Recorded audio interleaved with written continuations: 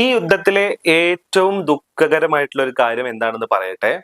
യുദ്ധം തുടങ്ങുന്നതിന് മുന്നേ CIA ഉൾപ്പെടെയുള്ള അമേരിക്കൻ ഇന്റലിജൻസ് ഏജൻസികള്, അതായത് ഇപ്പോ IC പോലുള്ള ഏജൻസികള് ഇറാൻ ആണവായുധം വികസിപ്പിക്കുന്നില്ലെന്ന് ഏകകണ്ഠമായി വിലയിരുത്തിയിരുന്നു.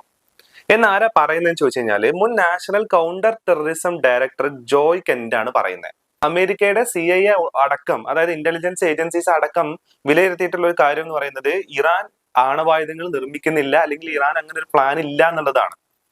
അപ്പോ ഇവരുടെ ഇങ്ങനത്തെ വിലയിരുത്തലുകളും അതേപോലെ തന്നെ ഇവർക്ക് ഇത്രയും ഉറപ്പുണ്ടായിരുന്നെങ്കിൽ പിന്നെ എന്തിനാണ് ഇവര് ഇറാനെ ആക്രമിച്ചത്?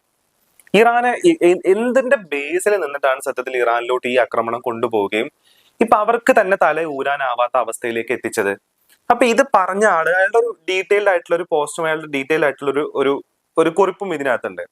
ഇറാനെ അമേരിക്കയും ഇസ്രായേലും ആക്രമിച്ചാല് ഇറാൻ അമേരിക്കൻ സൈനിക താവളങ്ങൾക്കെതിരെ പ്രതികാരം നടത്തുകയും നിർണായകമായ ഹോർമൂസ് കടലിടുക്ക് അടക്കാൻ ശ്രമിക്കുകയും ചെയ്യും എന്നതും അമേരിക്കൻ ഇന്റലിജൻസ് വിഭാഗം മുൻകൂട്ടി വിലയിരുത്തിയിരുന്നു എന്ന് കെന്റ് പറഞ്ഞു.